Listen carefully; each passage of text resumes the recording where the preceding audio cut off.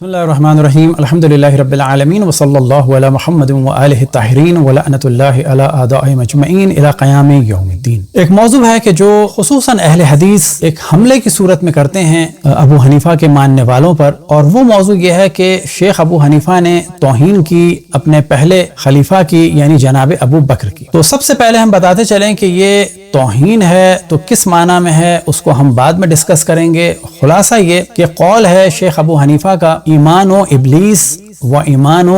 अबी बकर सिद्दीक वाहिद, के इबलीस का और अपने खलीफा का उन्होंने नाम लिया कि इनका ईमान एक है। तो आम तौर पर हम्बली अहले हदीस और दीगर मकातिब फ़िक्र अहले सुन्नत हमला करते हैं शेख अबू हनीफा पर कि उन्होंने तौहीन की। अब जब दिफा करना होता है हनफियों को शेख अबू हनीफा का, तो वो उमूमन एक किताब का हवाला देते हैं कि जिसका नाम है तारीख़ बगदाद, और फिर ये कहते हैं कि ये जो चीज़ इसमें नकल हुई है शेख अबू हनीफा से रिलेटेड ये सही नहीं है, और इसी तरह से बाज़ दीगर किताबों का हवाला देते हैं और इस तरीके से शेख अबू हनीफा को बचाना चाहते हैं। तो सबसे पहले हम तवज्जो दिलाएं कि ये वाला मौजू तारीख़ बगदाद में पहली दफ़ा नहीं आया, बल्कि ये अब्दुल्ला इब्ने अहमद हम्बल ने अपनी किताब अस्सुन्ना में इसको पहले लिखा है कि जो दुनिया से रुखसत हुए 290 हिजरी में। तो ये बात कोई नई नहीं है, ये 290 से पहले ही मशहूर थी और अबू हनीफा का ये अकीदा था। लेकिन ये इस उन्वान से नहीं है कि जिसको बाज़ दफ़ा उलमा अहले सुन्नत कहते हैं। ये तो तारीफ की बात है कि शैतान की जो मार्फत थी अल्लाह सुब्हानहू व तआला के बारे में वो तो बहुत ज्यादा थी। तो यहाँ पर शेख अबू हनीफा ने इस उन्वान से नहीं कहा है कि जो मार्फत खुदावंद तबारक व तआला इब्लीस को थी वैसे ही मार्फत इनको हासिल हो गई। इसमें शक नहीं कि जो मार्फत शैतान को थी अल्लाह सुब्हानहू व तआला की, वो मार्फत इन साहब को न थी और न हो सकती है। ये ज़हन में रहे कि शैतान अल्लाह सुब्हानहू व तआला की रुबूबियत का और तमाम सिफात का कायल था। जो प्रॉब्लम था वो ये था कि वो हजरत आदम अलैहिस्सलाम की अजमत का कायल नहीं था। तो शेख अबू हनीफा ने दर हकीकत इस जानिब तवज्जो दिलाई है अपने खलीफा अव्वल के बारे में कि वो अल्लाह का तो जिक्र करना चाहते थे, लेकिन रसूल अल्लाह सल्लल्लाहु अलैहि वसल्लम की सही माना में इताअत नहीं करते थे। इशारा दर हकीकत इस तरफ है। अब ये नतीजा कैसे निकलेगा? तो सबसे पहले आपके सामने है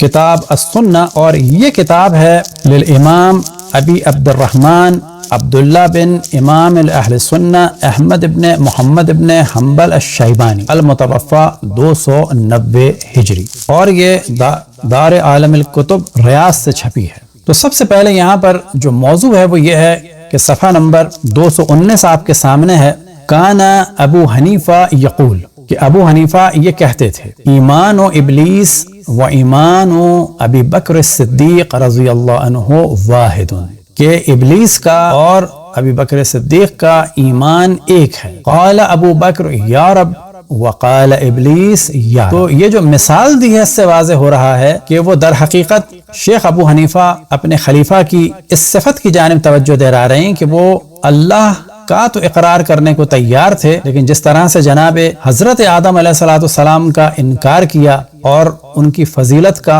कायल नहीं हुआ इबलीस, तो बिल्कुल इसी तरीके से अल्लाह के अलावा और खुसूसन ये इशारा है कि रसूल अल्लाह सल्लल्लाहु अलैहि वसल्लम की जैसी इताअत होनी चाहिए थी वैसी उन्होंने नहीं की। अब क्योंकि शेख अबू हनीफा जानते थे कि बाद रसूल अल्लाह सल्लल्लाहु अलैहि वसल्लम क्या किया गया और खुद रसूल अल्लाह सल्लल्लाहु अलैहि वसल्लम के साथ क्या किया गया और फिर उनकी आल के साथ क्या किया गया, तो शेख अबू हनीफा दर हकीकत यहाँ तवज्जो दिला रहे हैं कि अल्लाह का नाम लेना अलग बात है, लेकिन असल दीन है रसूल अल्लाह सल्लल्लाहु अलैहि वसल्लम को मानना। और इस रिवायत के बारे में क्या है, इस्नादुहु सही। फिर इसी किताब के सफ़ा नंबर 226 में एक अलग मौजू है जो ज़िम्नन हम डिस्कस कर देते हैं कि शेख अबू हनीफा कहते थे, लौ अदरकनी नबी सल्लल्लाहु अलैहि वसल्लम और अदरकतहु लअख़ज़ बिकसीर मिन्नी व मिन क़ौली व हलद्दीन इल्ला राय, कि अगर रसूल अल्लाह सल्लल्लाहु अलैहि वसल्लम मुझे पा लेते या मैं उन्हें पा लेता तो वो मेरे बहुत से कौल ले लेते, क्या दीन सिवाय राय के कोई और चीज है। तो यहाँ पर तवज्जो दिलाएं कि उन्हें इतनी ज्यादा खुशफहमी थी अपने बारे में कि वो कहते थे कि रसूल अल्लाह सल्लल्लाहु अलैहि वसल्लम मेरी चीजें ले लेते। तो यहाँ पर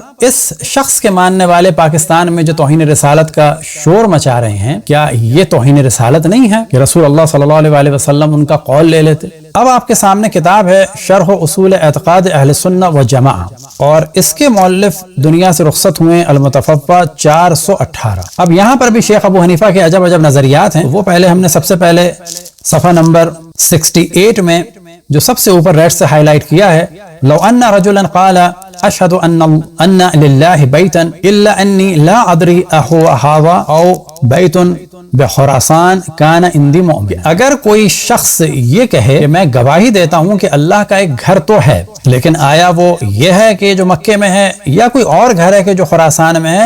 تو بھی وہ میرے نزدیک مومن۔ پھر نیلے سے ہائی لائٹ ہے، لو ان رجلا قال اشهد ان محمد رسول اللہ الا انی لا ادری اهو الذی بالمدینہ او رجل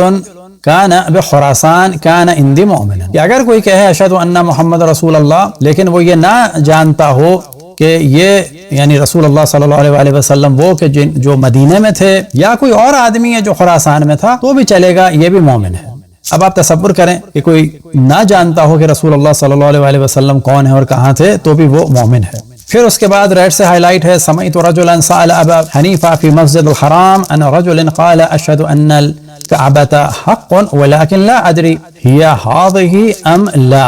وقال مؤمن حقا۔ ایک شخص نے سوال کیا ابو حنیفہ سے مسجد حرام میں اور کہا کہ اگر کوئی شخص یہ گواہی دے کہ کعبہ تو حق ہے، لیکن وہ یہ والا کعبہ ہے یا کوئی اور کعبہ ہے تو کیا ہے؟ تو کہتے ہیں کہ جی وہ بھی مومن ہے۔ وسأله رجل فقال اشهد ان محمد بن عبد الله نبی لیکن لا ادری هو الذي قبره بالمدینہ ام لا۔ کہ اگر کوئی کی موصوفی فرماتے تھے یعنی ابو حنیفہ کہ اگر کوئی شخص یہ کہے کہ میں گواہی دیتا ہوں کہ رسول اللہ صلی اللہ علیہ وآلہ وسلم اللہ کے نبی ہیں، لیکن یہ مجھے نہیں معلوم کہ جن کی قبر مدینے میں ہے یا کوئی اور، تو پھر ایسی صورت میں بھی مومن ہے۔ یعنی اگر کوئی ابو حنیفہ کا ماننے والا یہ کہے کہ رسول اللہ صلی اللہ علیہ وآلہ وسلم وہ نہیں کہ جو مدینے میں تھے بلکہ کہیں یورپ یا امریکہ میں بھی تھے یا خراسان میں بھی تھے، تو وہ مومن مانا جائے گا۔ پھر اس کے بعد ریڈ سے ہائی لائٹ ہے کہ سمعت احمد ابن حنبل یقول من قال هذا فقد کفر، کہ جو ایسا کہے گا وہ کافر ہے۔ تو یہاں سے آپ سمجھ لیں کہ ابو حنیفہ کے بارے میں کیا رائے تھی امام احمد ابن حنبل کی اور وہ کس طرح سے ان کے کفر کے قائل تھے۔ قال ابو حنیفہ، اب یہاں پر اصل موضوع ہے کہ جو ہمارا چل رہا ہے، قال ابو حنیفہ ایمان ابو بکر ایمان ابی بکر و ایمان ابلیس واحد قال ابو بکر یا رب وقال ابلیس یا رب۔ تو یہاں سے واضح ہو جاتا ہے کہ ان کا کیا اشارہ ہے کہ قال ابو بکر یا رب وقال ابلیس یا رب کے کیا معنی ہیں، پس ابلیس جو یا رب کہتا تھا اس کے معنی کیا ہیں یہ سمجھنے ہوں گے۔ شیخ ابو حنیفہ یہ بتانا چاہ رہے ہیں کہ کس طرح کا ایمان تھا شیطان کا اور کس طرح کا ایمان تھا اور بعض لوگوں کا۔ اب اسی کتاب کے پیج نمبر 68 میں ہے، قالوا ما تقول في من نكح امه وقتل اباه وشرب في فخفه الخمر، کہ آپ کیا کہتے ہیں ایسے شخص کے بارے میں کہ جو اپنی ماں کے ساتھ جنسی تعلق کرے، باپ کو قتل کرے اور شراب پیے؟ تو ابو حنیفہ کہتے تھے کہ وہ مومن ہے۔ یہی والا موضوع ہے تاریخ مدینہ الاسلام میں، جسے عام طور پہ کہا جاتا ہے تاریخ بغداد، اور جلد نمبر ہے 15 اور صفحہ نمبر ہے 509۔ ان ابا حنیفہ قال لو ان رجلا ابدا هذه النعل يتقرب بها الى الله لم ارى بذلك بأسا، کہ ابو حنیفہ یہ کہتے تھے کہ اگر کوئی شخص عبادت کرے ان جوتوں کی اور اس کے ذریعے سے اللہ سے قرب حاصل کرے تو بھی میں اس بات کو برا نہیں سمجھتا۔ فقال سعید هذا الكفر صریح صراحا، کہ سعید ابن مسیب کہتے تھے کہ یہ ایک صریح کفر ہے، اور پھر بیچ میں ریڈ سے ہیڈنگ ہے کفر ابو حنیفہ، یعنی یہ لوگ ان کے کفر کے قائل۔ سمعت ابا حنیفہ یقول ایمان ابی بکر الصدیق و ایمان ابلیس واحد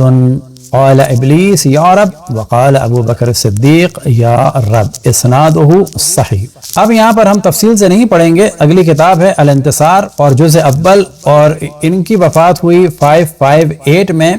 اور صفحہ نمبر ہے 798، اور یہاں پر بھی یہی والا موضوع ہے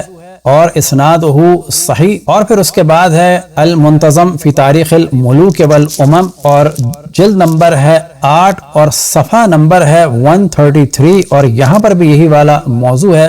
التنکیل، اور اس کے صفحہ نمبر 298 میں بھی یہی والا موضوع ہے۔ اب آپ کے سامنے کتاب ہے الموسوعۃ الحدیثیہ لمرویات الامام ابی حنیفہ، اور جلد نمبر ہے 3، اور یہاں پر بھی یہی والا موضوع ہے القول الحسن فی کشف شبہات حول الاحتجاج بالحدیث الحسن، اور یہاں پر بھی یہی والا موضوع ہے صفحہ نمبر 304 میں۔ تو یہاں سے پتا چلا کہ کیا دیگر فقہا کی رائے تھی شیخ ابو حنیفہ کے بارے میں، اور شیخ ابو حنیفہ کی کیا رائے تھی جناب ابو بکر کے بارے میں، اور کس طرح سے وہ کہتے تھے کہ ان کے اس قسم کے گناہ کرنے والا بھی مومن ہے۔ البتہ یہ ایک الگ موضوع ہے کہ جو ان کے نظریات تھے خصوصاً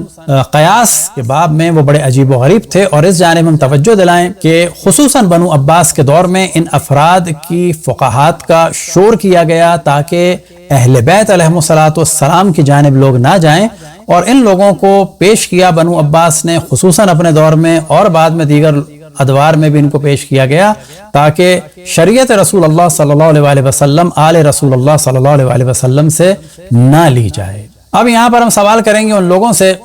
کہ جو بہت زیادہ شور مچاتے ہیں توہین صحابہ کا، تو وہ یہ جان لیں کہ جن کو وہ اپنا سب سے بڑا فقیہ سمجھتے ہیں، امام اعظم سمجھتے ہیں، ان کی کیا رائے تھی جناب ابو بکر کے بارے میں۔ اب اگر کوئی کہتا ہے کہ یہ رائے ان کی صحیح ایسا نہیں ہے، یہ ان پر تہمت ہے، تو کہا جائے گا پھر آپ ہی خود حساب لیں عبداللہ ابن احمد ابن حنبل کا۔ اور یہ والا موضوع ایسا نہیں ہے کہ ہم شیعہ ڈسکس کر رہے ہیں، یہ والا موضوع ایسا ہے کہ تمام دنیا میں حنبلی بھی ڈسکس کرتے ہیں اور اہل حدیث بھی ڈسکس کرتے ہیں، اور اہل حدیث جو ایک حملہ کرتے ہیں شیخ ابو حنیفہ کے اوپر، وہ یہی حملہ کرتے ہیں۔ دعا ہے کہ خداوند تبارک و تعالی تمام مسلمانوں کو رسول اللہ صلی اللہ علیہ وسلم اور اہل بیت علیہم السلام کو جاننے اور ماننے کی توفیق عطا فرمائے۔ وصلی اللہ علی محمد و آلہ الطاہرین۔